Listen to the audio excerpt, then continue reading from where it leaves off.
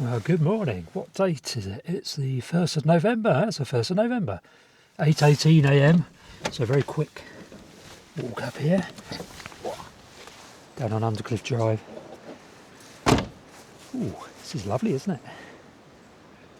Let's have a look at some autumn colour, shall we? Ah, this is gorgeous.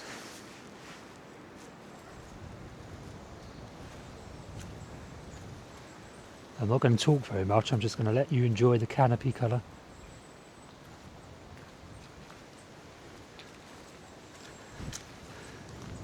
They're much maligned by me, sycamores, but they are lovely in autumn. Although they're not really turning bronze, are they? Field maple turns bronze, our native version.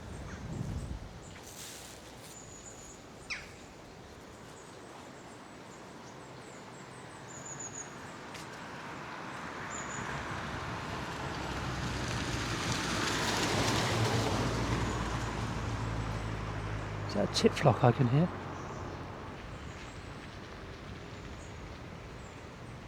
Not sure, I thought I heard a long-tailed tit. There's a blue tit.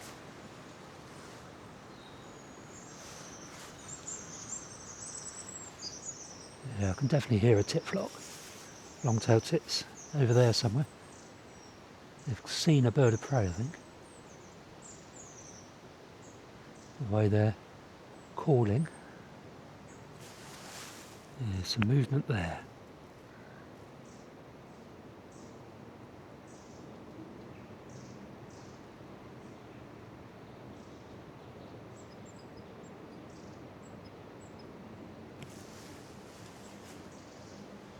This is such a great little area in late autumn when you do encounter a titflock and when the weather's like this.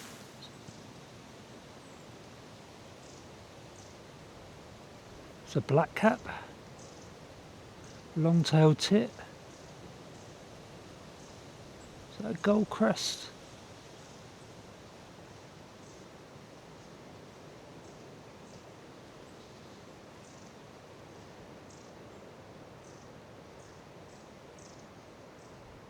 Yeah, one gold crest. Got to look out for Pallas's warbler and yellow-browed. It's exactly the kind of place I'd be low down in this tangle of vegetation.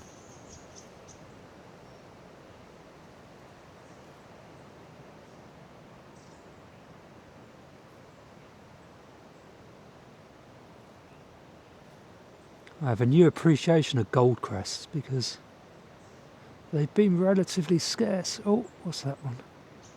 Firecrest.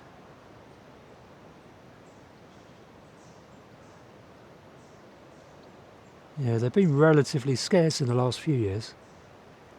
But this autumn they've become regular again.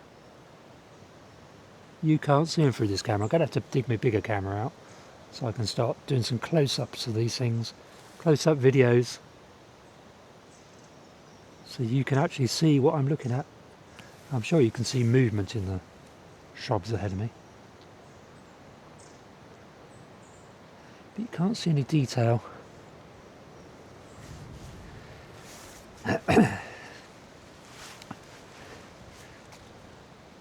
What I might have to invest in is a smaller zoom camera.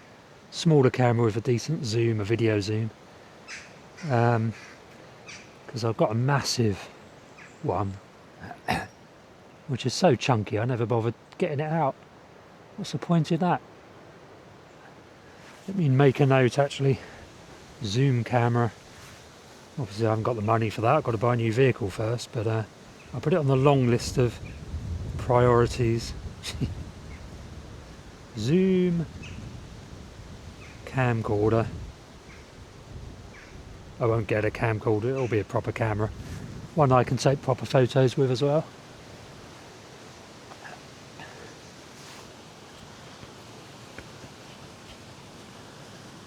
So it's a weekend. What is the plan for today? Well, going to town, go to Besties, get a cup of coffee. So incredibly predictable, isn't it?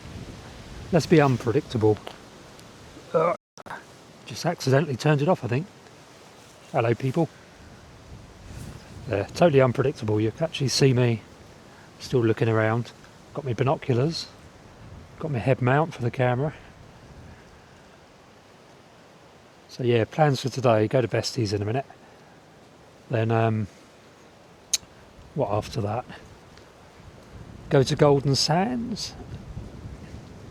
All change at Golden Sands after this season. But more on that later. Nothing to do with me. I've not suddenly bought a beach cafe business. Even if I had the funds, I wouldn't buy a beach cafe business. Having a little charity cafe with a house attached would be quite good fun. If it's a wildlife themed one. But yeah, so go to go to Blake's Tea Hut as well. So the owner there actually put you back on my head because the autumn colour ahead of us is too nice for you to be looking at me, especially when I have to point into the sun.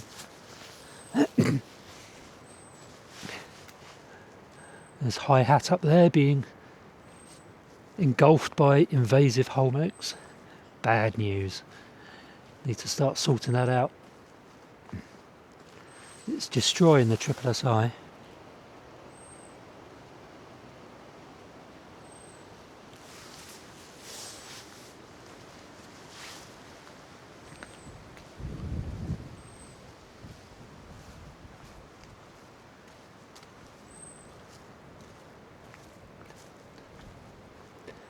And there is the old field maple. So field maple is our version of sycamore. Sycamores from North America, introduced probably by the Romans and now invading, increasing, whereas field maple is our native Western European variety or species of Acer campestri. Acer pseudoplatanus is a sycamore, the non-native one. And this lovely bronzy coloured one here is Acer campestri field maple. Smaller leaves, nicer autumn colour, slower growing, smaller tree. Well, it does grow it can grow very tall. You can see mini sycamore leaves, very pretty. Much nicer than the thuggish sycamore. Nothing wrong with the thuggish sycamore when it's in its native range. But like the holm oak, it's been introduced. So I haven't got very long because I parked up at Blackgang last night and came down here after that. So I've kind of not got very much time. It's 26 minutes past 8, so not too bad. So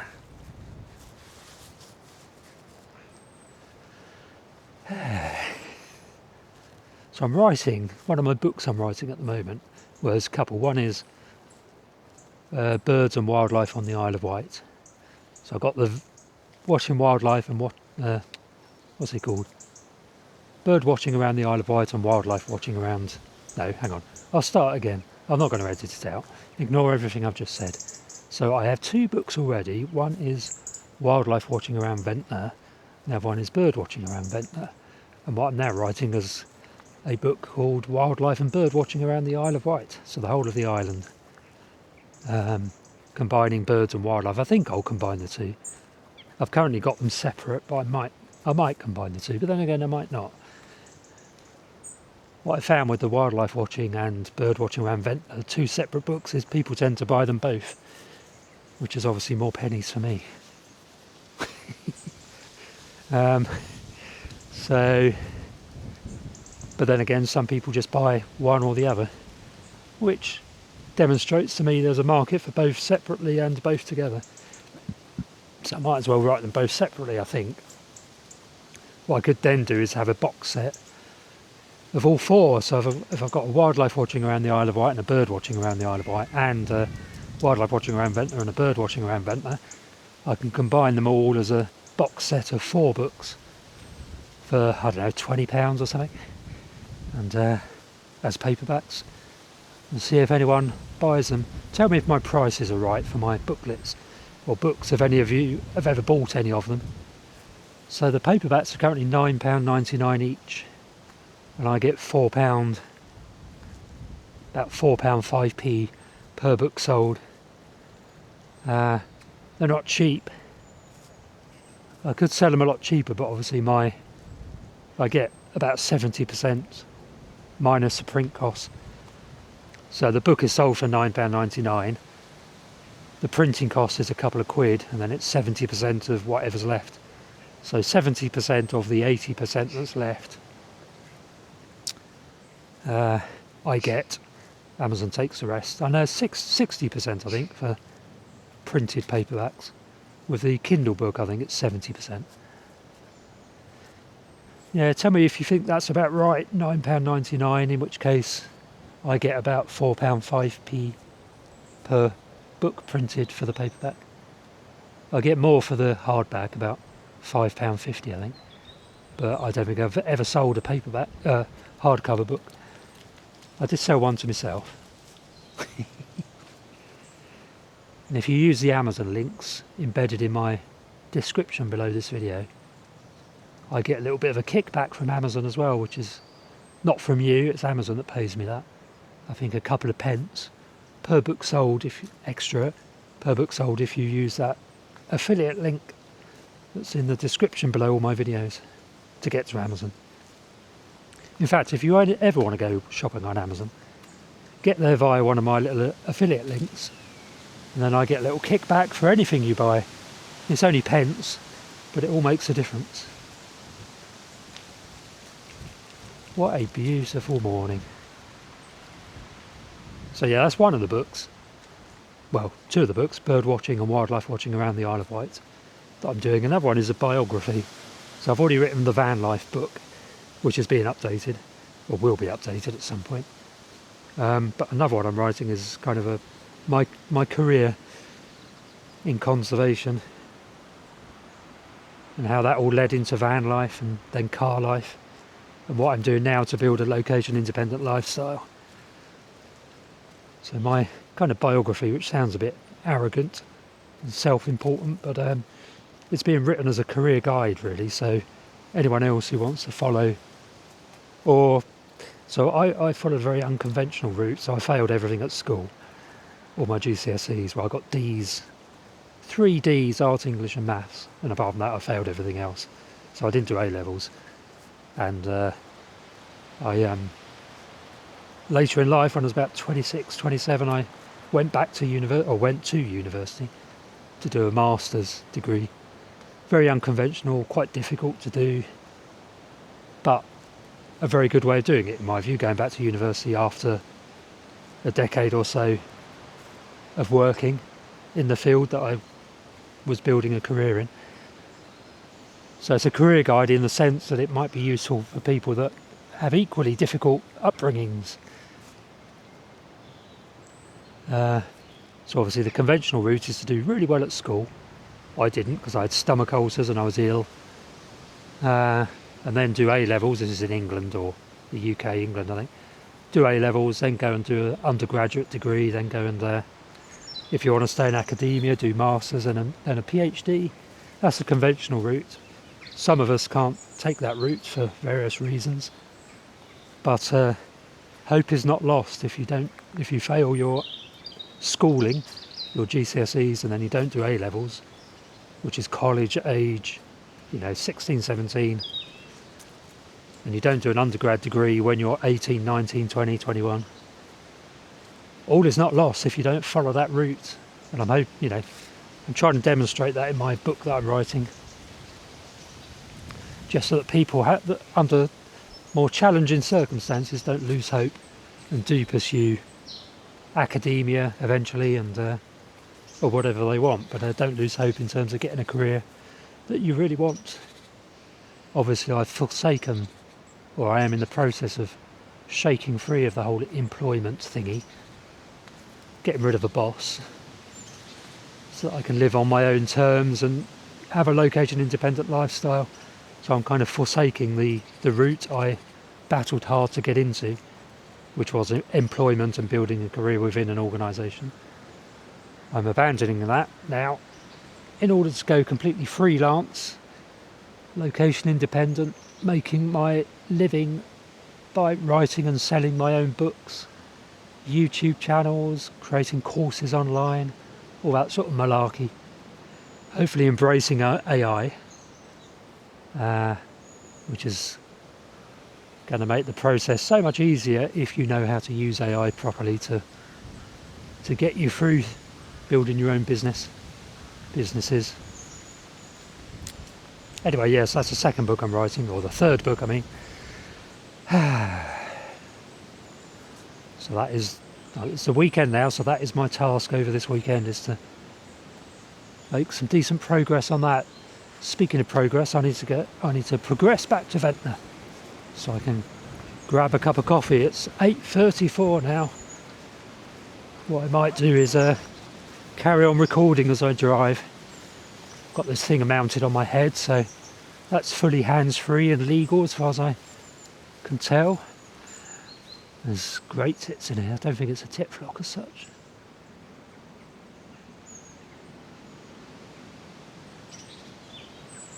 Blue tit as well, so it may be that tit flock. Let's come along.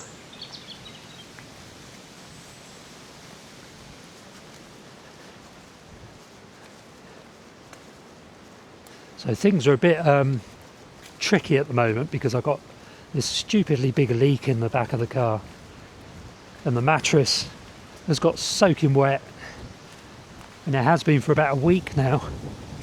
It's quite difficult to get it dry in these conditions. So I'm not going to be able to live like that over the winter. Hence looking very, very urgently at getting a van now. Trouble is, that's going to clean out my bank account, which may make life a bit tricky over the winter. We'll see.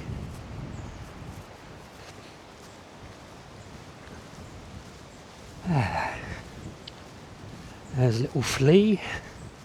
I didn't park here overnight, like I said earlier. I was at Black Gang, but it was so windy up there I didn't bother hanging around or recording anything.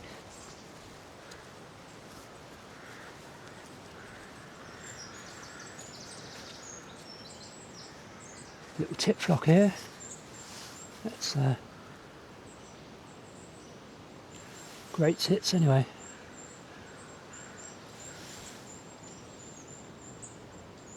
Another lovely firecrest up there.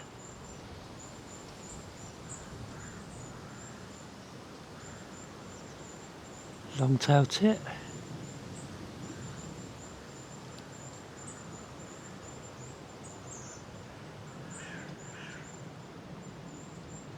Gold crest. Come on, yellow-browed. I'd be amazed if there aren't a few in the undercliff.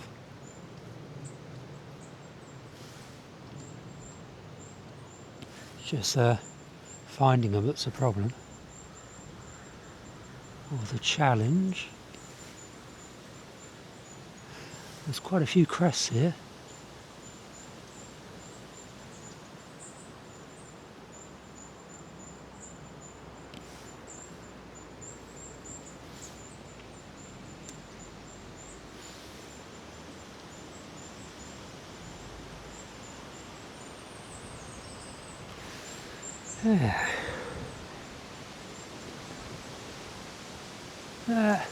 No palaces or yellow-browed.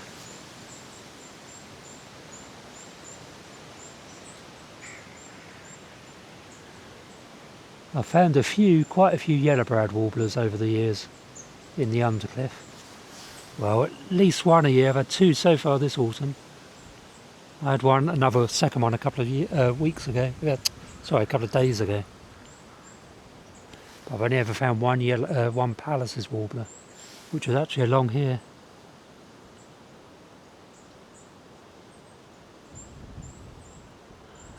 Firecrest up there. Maybe the same one. There's a lot of movement here now. That was a chiffchaff, I think.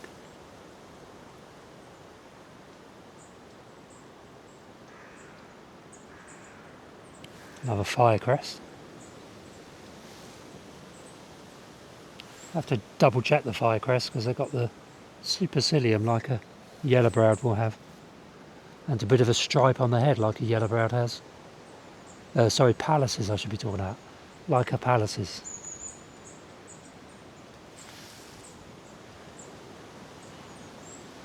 They're kind of a similar shape and size, Pallises and Goldcrest.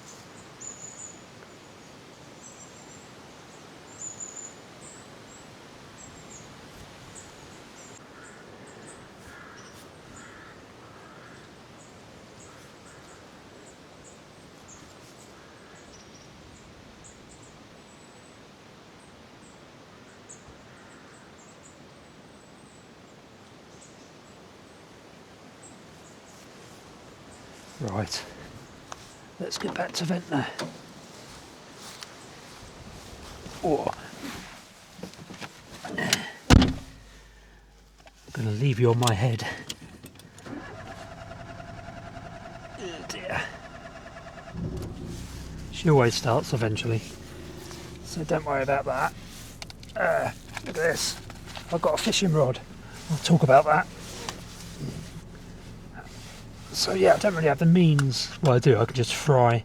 I'm going to say I don't have the means to cook a fish if I actually ever catch one. In the unlikely event that I catch one, I'm going to try some beach fishing, bass fishing.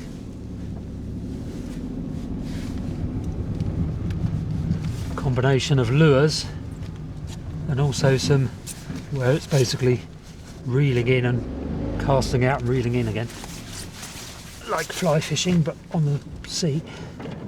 And it doesn't sound very healthy. And weight fishing with breakaway weights. Gonna try both. See if I can catch some food. Which I'm not actually a fan of fish. I'm not really a fan of fishing anymore. I used to do it a lot. I used to love it. I'm sure I'll get back into it, but I'm more conscious of the welfare of the fish now. So I wouldn't do coarse fishing anymore, which I used to love, just because it's mean to put a barbed hook in the mouth of it or in the lip of a fish. Just don't want to be doing that. And then trying to get the damn thing out, the poor fish is bleeding and it's just not on. So I don't do coarse fishing anymore, each to their own. Sea fishing, because if the fish is big enough and edible, you're going to eat it. I have more time for. But even then, if you catch fish that are too small, you have to put them back. How much damage do you do to them? We know they're fine because in coarse fishing, so many fish are put back and recaught again and again, big carp and that. So they carry on going, but it's still not fair. Sentimental old git, eh? The trouble with coarse fishing is it's for fun, and I don't think we should be harming fish for fun, harming animals for fun. I don't like fox hunting, so why would I go coarse fishing? Anyway, I've got a fishing rod. Poor old sea fish. So I'm going to be going for bass. Can't really catch much else off of Ventnor. There's a few flatties apparently. If you go into the sandy areas, got a chance of getting a flatty.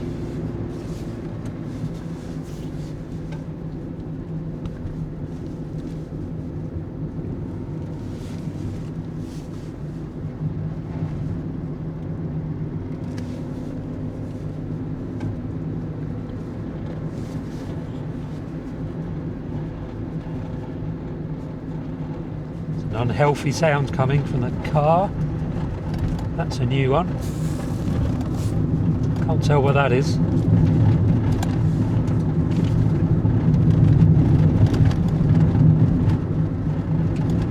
I can feel it under the car though, a new scraping, rattling sound. I'm wondering if it's something caught under the car. A twig maybe. Let's hope that's what it is.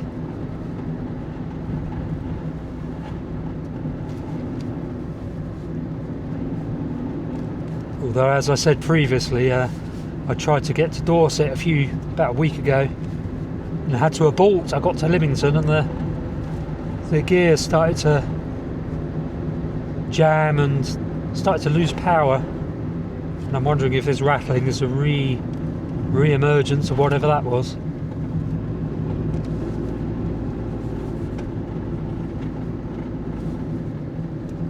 I hope not.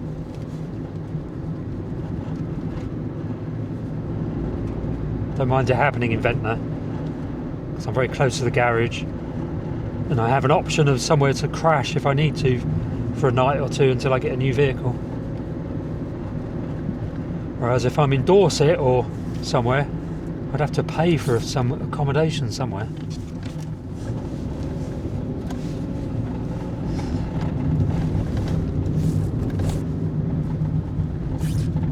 Yeah, I don't think that rattling is inside the vehicle. I think it's underneath, because I'm pretty sure I can feel something.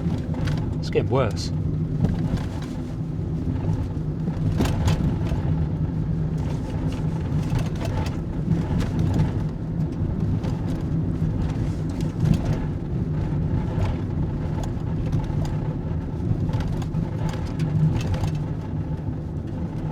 Let's have a look underneath when I get down the bottom, if I manage to get as far as down the bottom.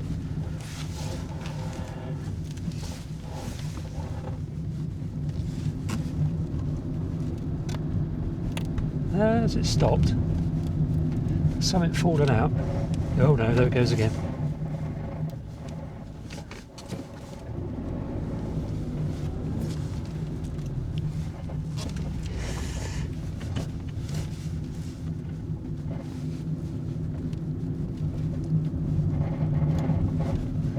Well, it certainly hasn't stopped. Yeah, that is not a branch caught in the wheel arch or anything. That is something falling off.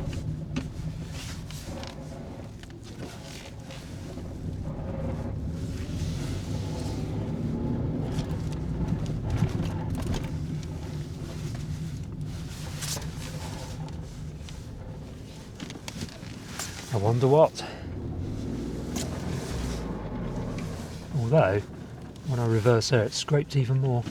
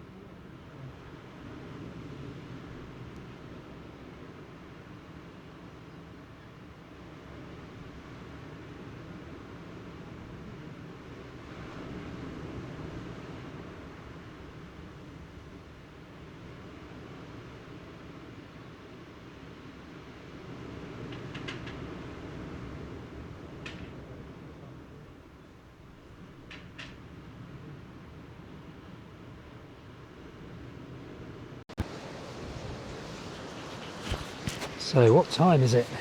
What date is it, more to the point? It is the...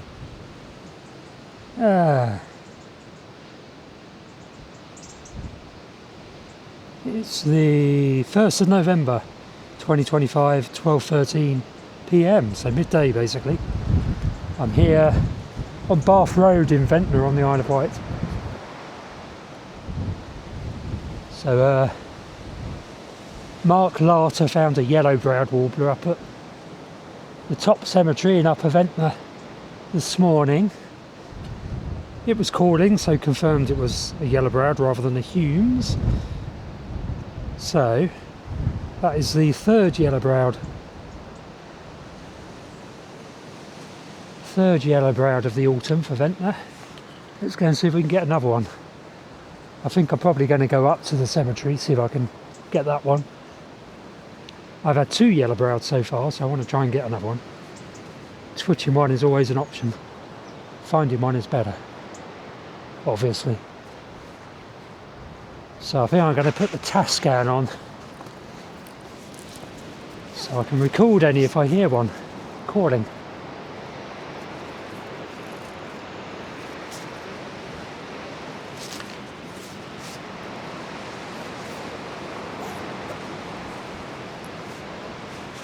Of course, something else, another Asian gem would be nice. How about, I don't know, a dusky warbler.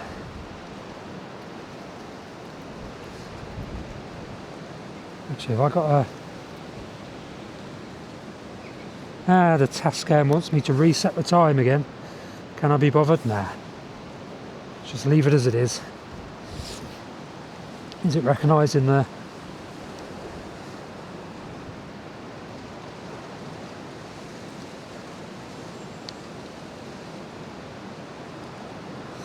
Seems to be recognising the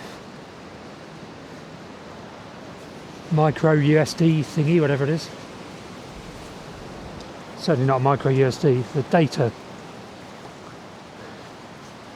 Anyway, this is Bath Road, and just here as always, well, this is where the Humes warbler was last year, last November I think it was, October or November.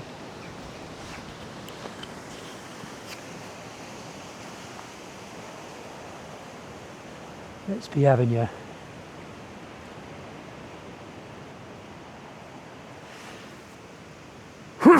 Excuse me, sneezing.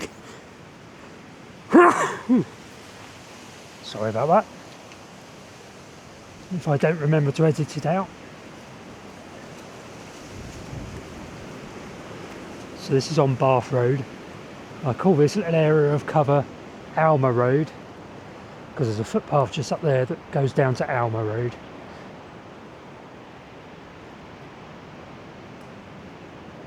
Nice little fairly isolated patch of cover with sycamores and Russian vine and old man's beard, and there's a olive tree down there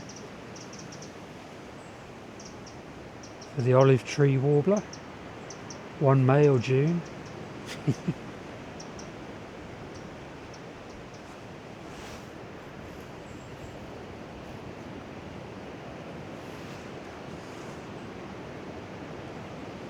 I've not had to lift my binoculars yet, and there's nothing calling.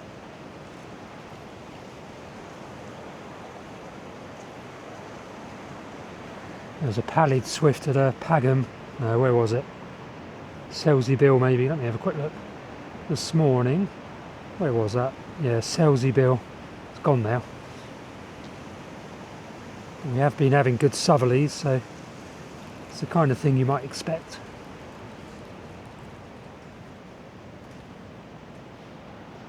I've yet to find a rare swift in Ventnor. No alpine swift, no pallid swift, but I have had a crag martin. April, probably must have been 5, 6, 7 years ago. Same year as one then turned up way up north, and then in Chesterfield I think it was. Presumably the same bird.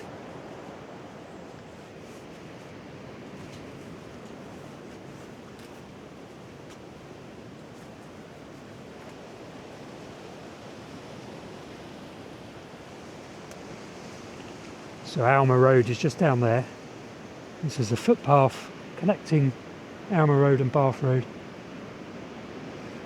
which around about this time last year had yellow-browed and Humes warbler in the same clump.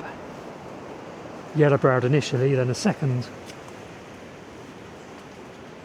wing-barred striped sprite turned up, and that one was a Humes warbler.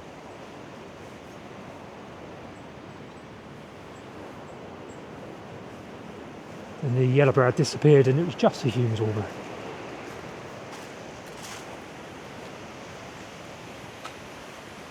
Just up here on this bank, in these coppice sycamores. Just hung around there all day.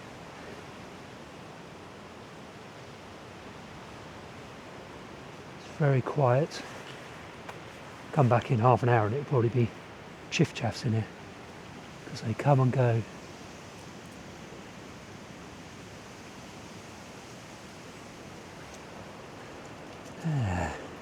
Oh, something flew across there, don't know what that was.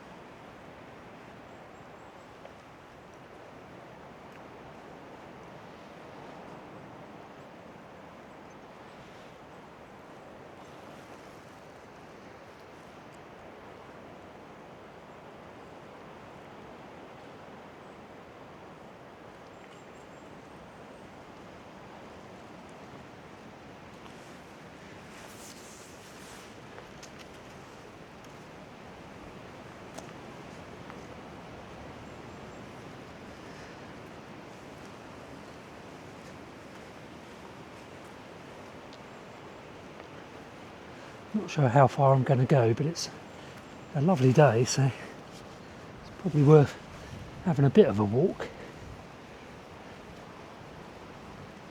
Not sure I'll get up to where the yellowbrowed was, right up the top of the hill.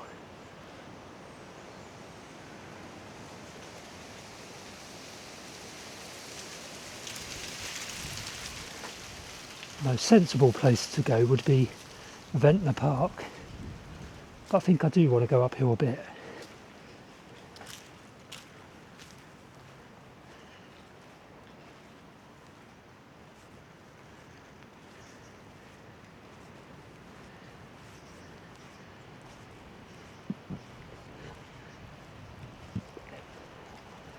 What I might do is switch cameras away from the head-mounted one, stick on the or open up the Osmo Pocket 3, because the next section of the walk is really just a walk rather than having to lift my binoculars and that, so I can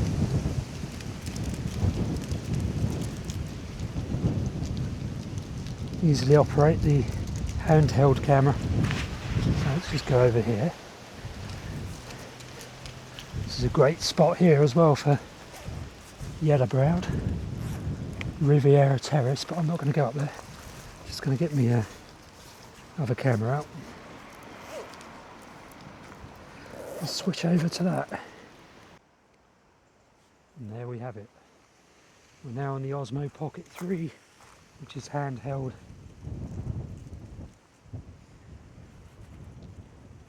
I do mount this to my jacket as well, but too big to put on your head mount.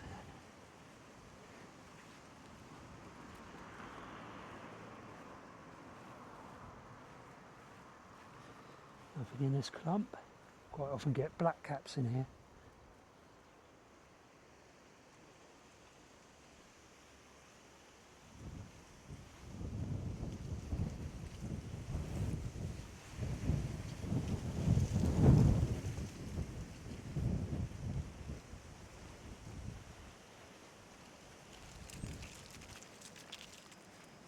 Old Royal Hotel.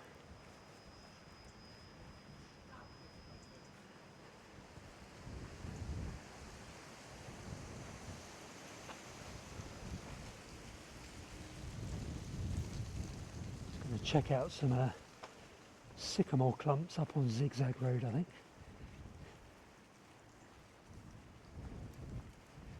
They give some nice views across town up there.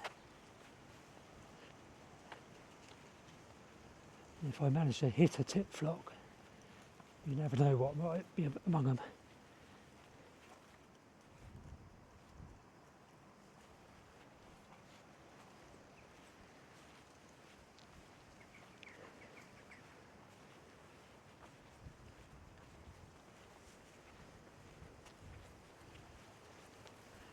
So the battery's almost flat on the mic Mini, apparently, so I'm going to have to switch over to the mic 2, which is a bigger microphone, DJI. Most of my kind of action camera gear that I video everything on is DJI, where it all is. I've got bigger Nikon camera for close-up photographs and video recording, but this kind of point of view type vlogging is all done on the little DJI cameras.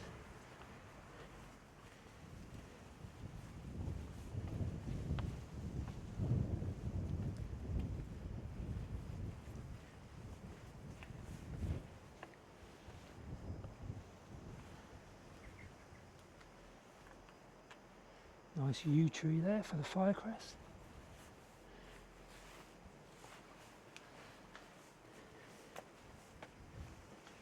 Because they breed here, firecrests are guaranteed every day basically.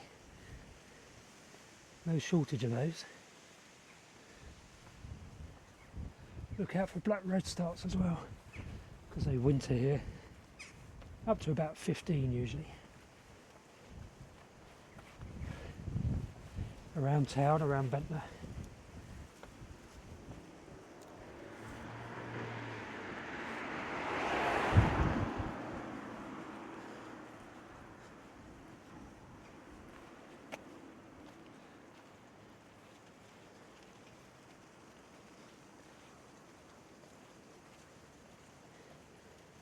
Phew. A bit bright on the camera there.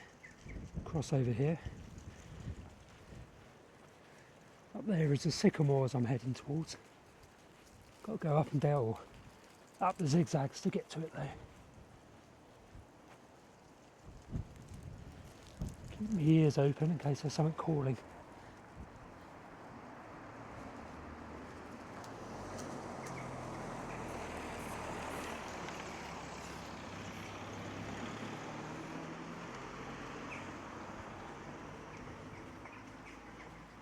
So we're on Zigzag Road now. It's all very steep.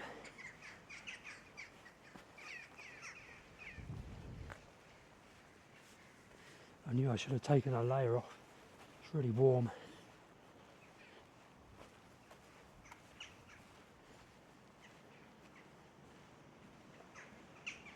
I'll stop at this bench and take the layer off, I think.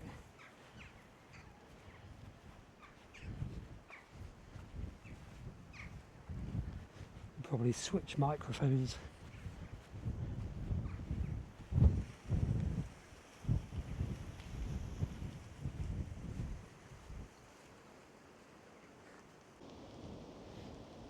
There we go. So I've switched to the mic 2, taken a layer off. Now I'm just going to go up this way.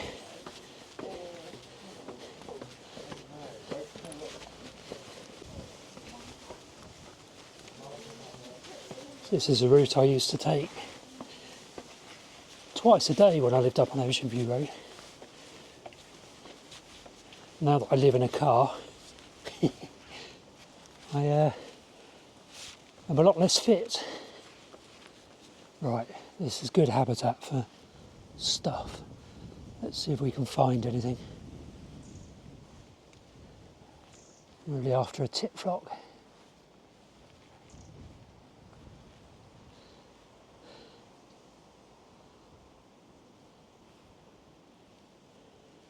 It's an isolated area of cover, this one. But the tit flocks still find their way here as they move through.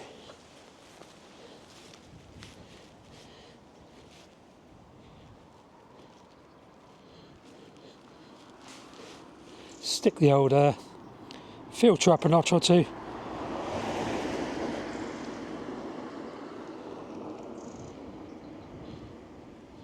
Should be a little bit better, hopefully. So I can't hear any long-tailed tits or anything, or any crests.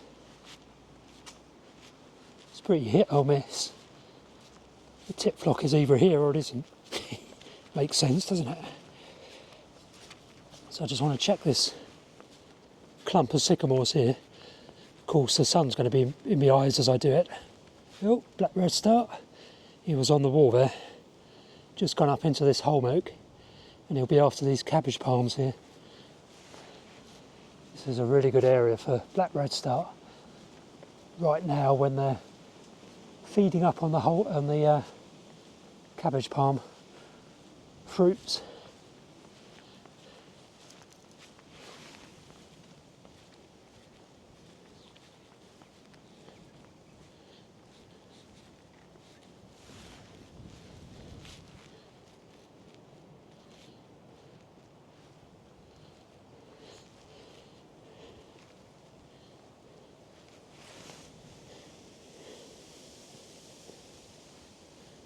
Right, I'll just go up to the top end of this cover and then walk back down so the sun isn't in my eyes.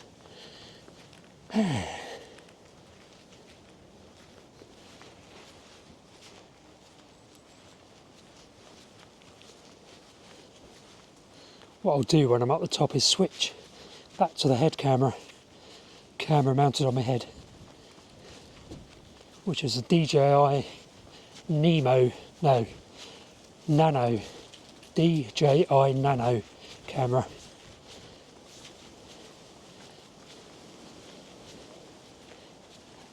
And I'm going to switch to the microphone on the Nano as well, so the sound quality won't be as sharp, I don't think. Be an interesting test though.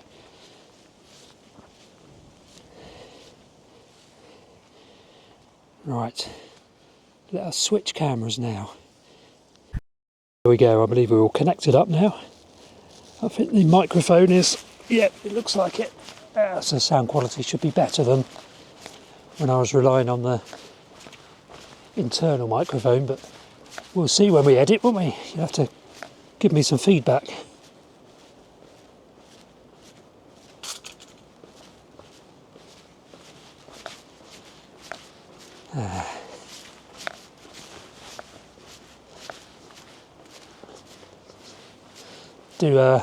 As there's no birds at the moment, I can do a little reminder, do please subscribe to my channel. It's about bird watching like this, wildlife writing and travel writing and self-publishing your books, and rewilding and species reintroductions, that kind of stuff. So it's a bit of a mix of content on this channel. Got another channel, Cornish Van Dweller, which is more about living in a vehicle. But I do a lot of videos walking around Ventnor as well on that one. And if you want to support the channel, there's a little buymeacoffee.com link in the description. And there are links to my books as well in the description, which are all available on Amazon. But follow those links in the description, because then I get a little bit of a kickback from Amazon at no cost to you if you buy one of my books.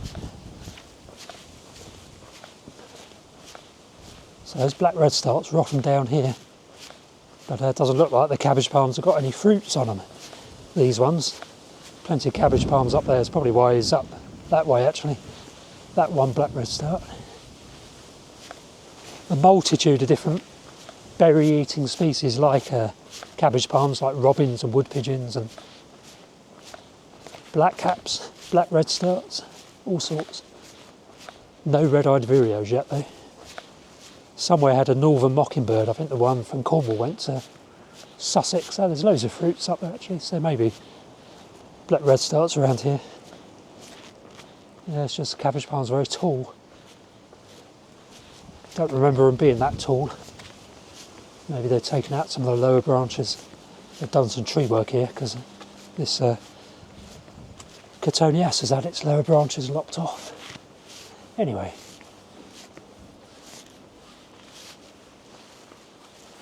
Not having much luck at the moment, are we?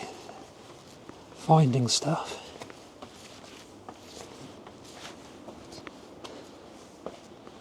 Lovely red hot pokers here, all in flower.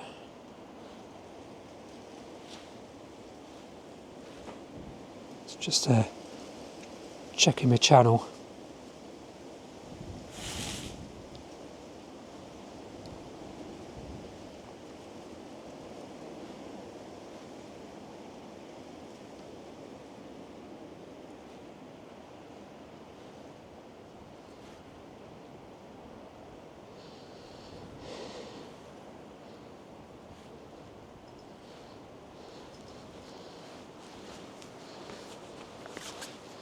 Right, actually, let's check rare bird alert quickly, make sure nothing else has been found in the last 10 seconds since I last checked it. Nah, nothing to speak of. Oh, I can hear a blue tit. Is that going to be a tit flock?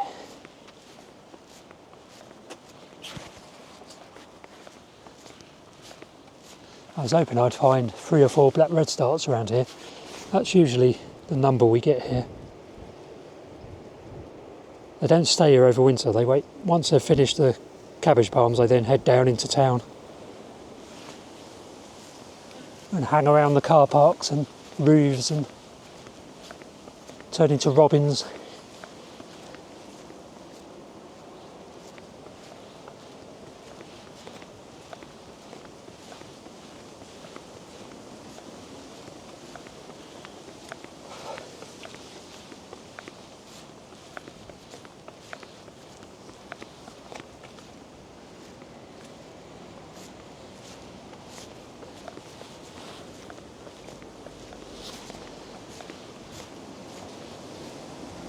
One of my favourite little areas. I think my first Ventnor yellow-browed warbler was here, in these sycamores.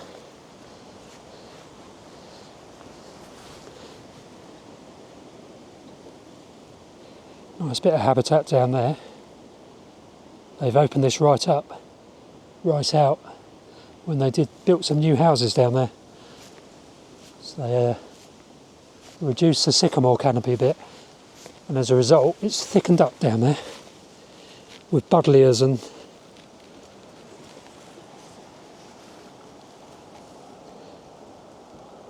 that's just the sort of place where a Hume's warbler would be feeding, I reckon.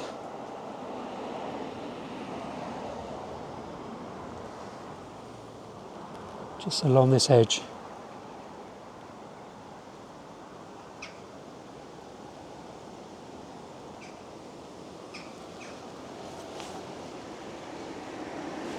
That view isn't too shabby, is it? Very nice.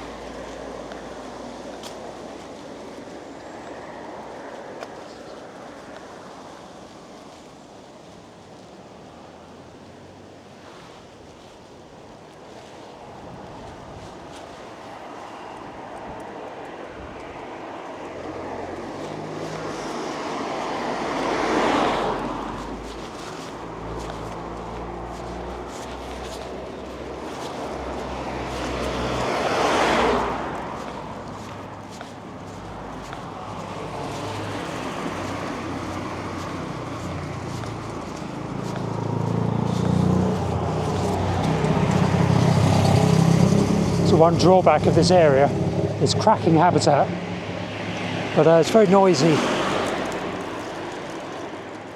When the tit flock does turn up, it's lovely, but the traffic volume doesn't go down, unfortunately.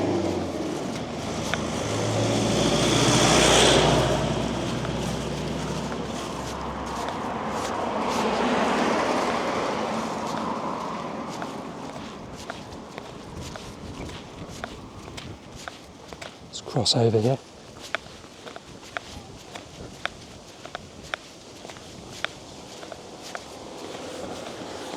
Can't wait until this time next year, roughly, so we're in November now, 2025, probably mid-December 2026, I'll be heading for Southeast Asia.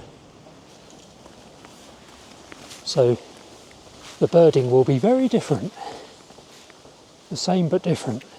So lots of these sorts of videos, but probably in northern Thailand, Cambodia. Probably those two, to be honest. I don't want to go further east into Indonesia again, I've done that. Might do it again actually. Probably not this coming winter though, or next winter I mean. Can't afford to go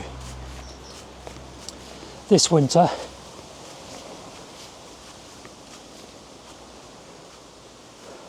Right, let's get the old recorder out. I'm going to stick it on because it's a good yellow-browed warbler area this is.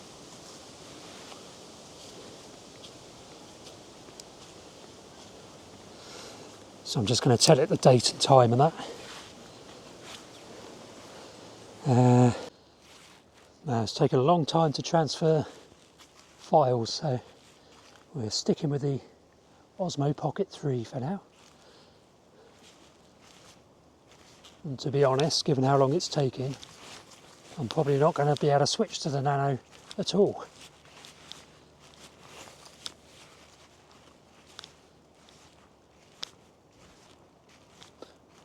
Actually, if it's already transferred 10 files out of the internal memory, maybe that's enough to use the Nano again. I'll try it again in a second when we get to the end.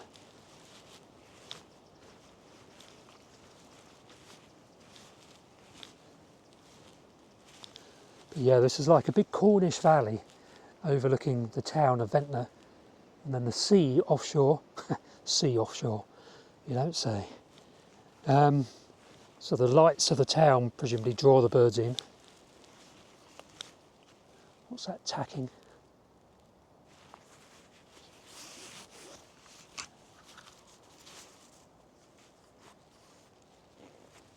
There was a wren, but there was something else I thought. Probably not, to be honest, but yeah, the lights of a town draw birds in from offshore, and then they come up into this valley. This is all theoretical, I don't know if this is what's actually going on.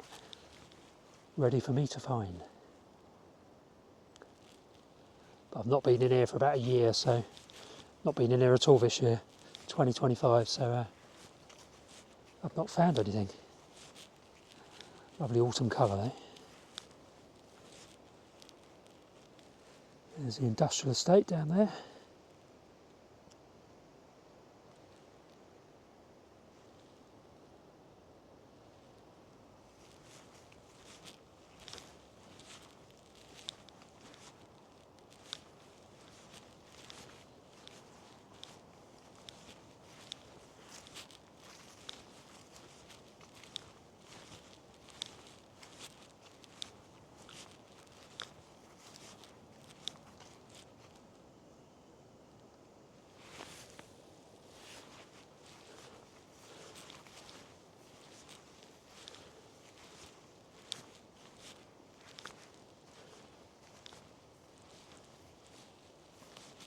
Looks quite shrikey, this area, doesn't it?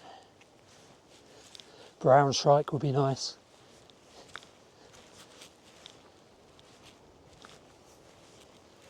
Maybe the bird migration gods will shine on me and give me something like that. Probably prefer a red-backed shrike, to be honest, because I've not found any shrike in Ventnor yet.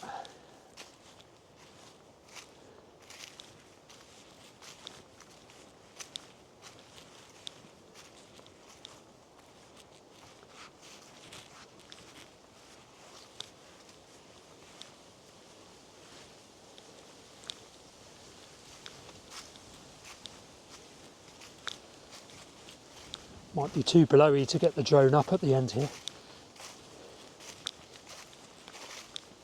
Oh, a speckled wood butterfly. Very nice. Chiff chaff.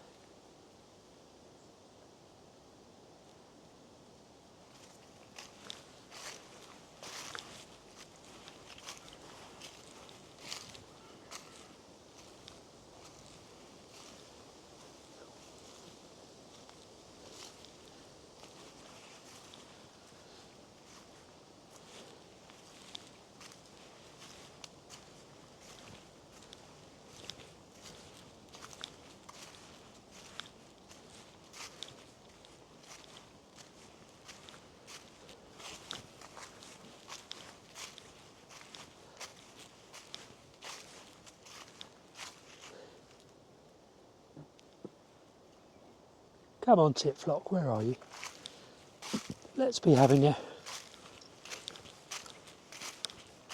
Don't think we will be, to be honest.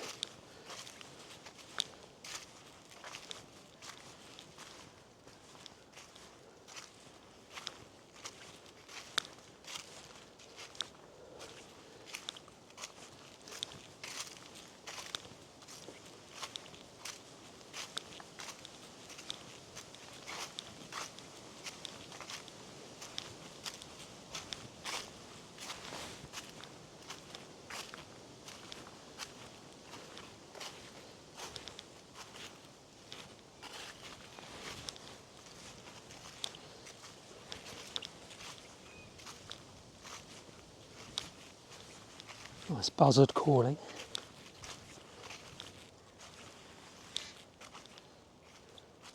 There's a jay.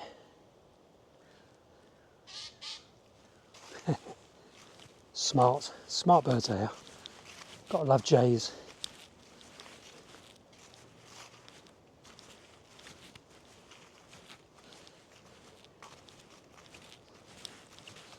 What a cracking view that is.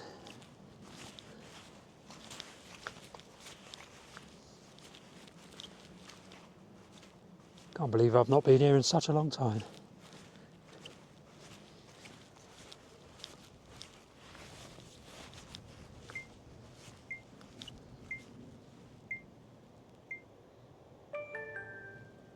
Don't know what that was. I think it might be the nano camera. Right, let's see if I can work that. Right, so the old mini camera is working. So I can at least get some footage onto it. So, let's see if the drone would allow me to do a flight. It probably needs a firmware update, no my luck. It's been going a bit like that today. But we'll give it a go anyway. Right, stick you away. Put you back in your little case.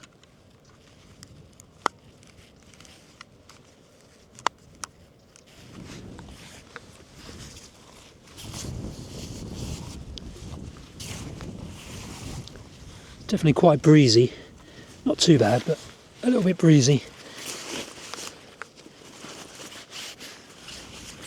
Stick everything back in that I don't need.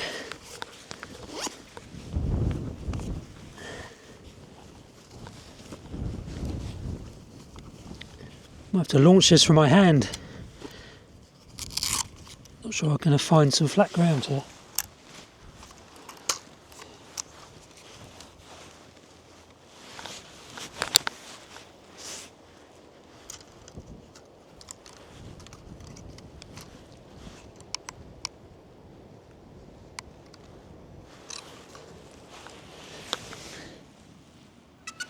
That should be okay actually.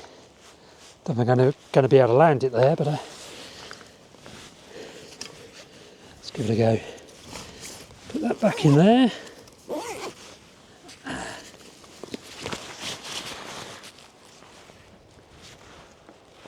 It's probably where I discovered that it does need a firmware update. I had to abort the flight, so I forgot to check down the bottom. I did check on drone assist and there's no restrictions here today on flying, so we're all right with that. Oop.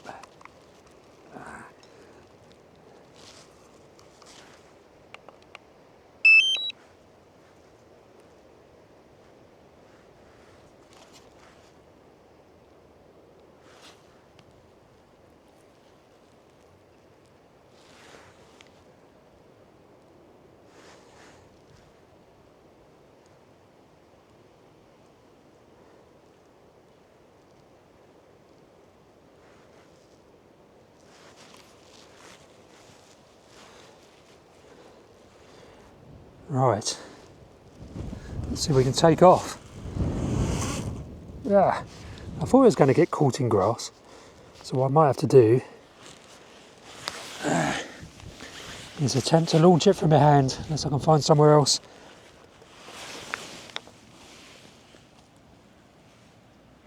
I can get tips, so Let's try it one more time, off the ground. Nope. Okay, so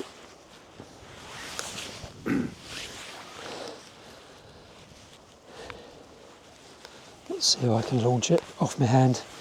See if that'll work. Put that down. This is easy enough to do. It's not ideal.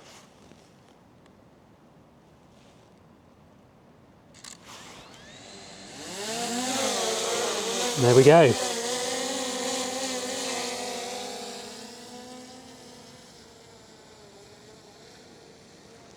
Let's go slowly up the valley.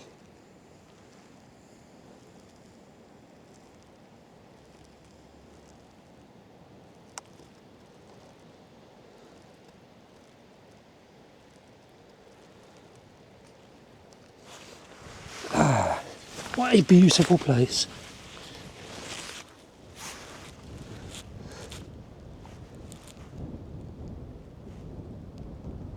It's not a very elegant flight, is it? Let's slow down. Take my glasses off so I can see the screen properly.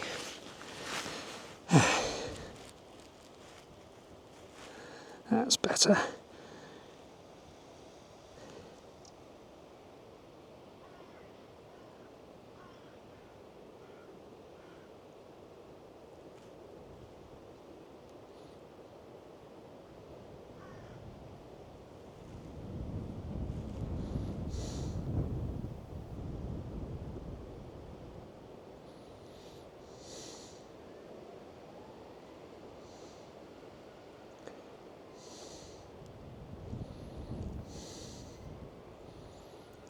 That's rather lovely, isn't it?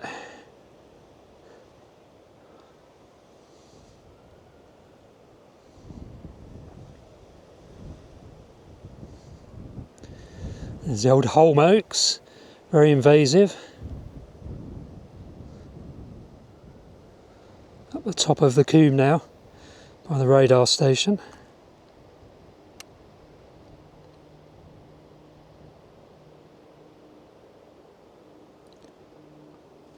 Maximum altitude reached.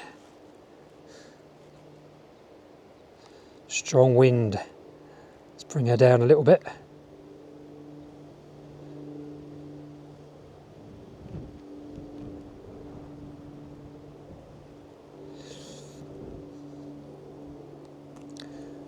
There's Ventnor. Strong wind again, so just see Ventnor Haven there, the harbour.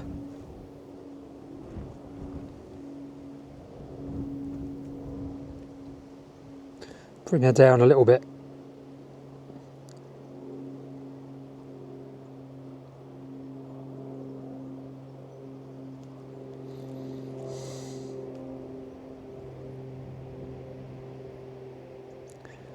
Circling back now. Bring her down out of the strong wind.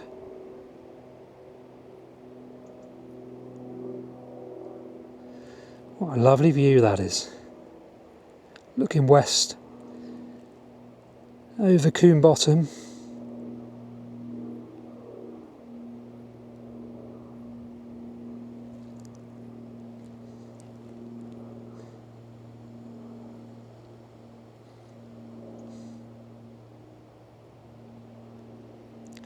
See Woody Head in the distance on the coastline there, little headland. So we're over there now. I can see the drone. Got to be in line of sight all the time. Just on the top of the slope up there. There's Old Station Road, the industrial estate we just walked around the edge of. There's Ventnor down there.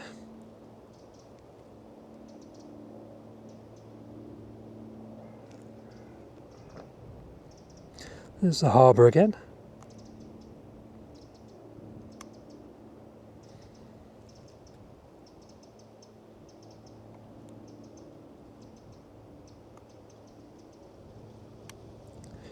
Cracking habitat there for urban birding on the coast.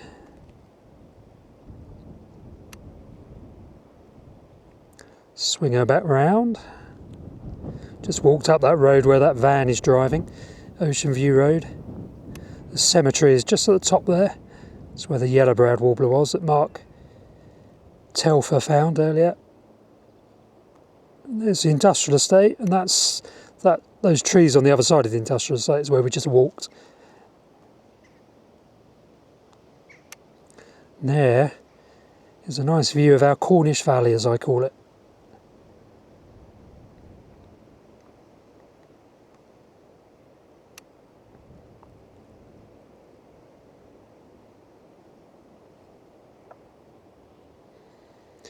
Probably see why I love it so much. There's the Holm Oaks on the south-facing slope, unfortunately.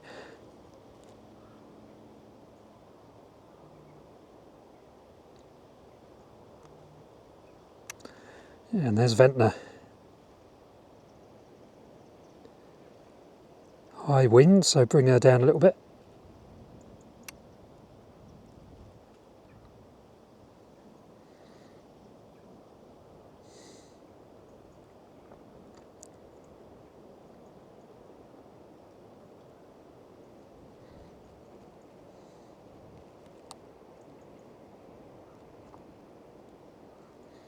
There's the industrial estate, which was the old railway station, or railway terminal.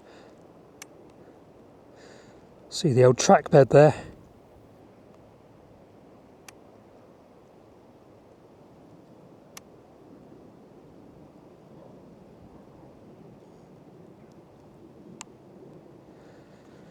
Let's bring her home. Nice little flight, it's only a brief one.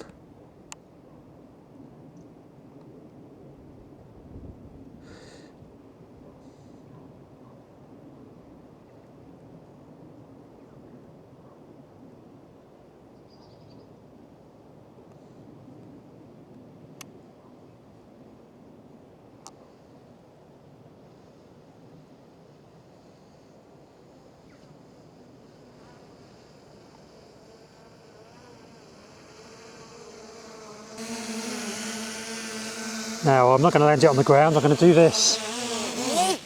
There we go.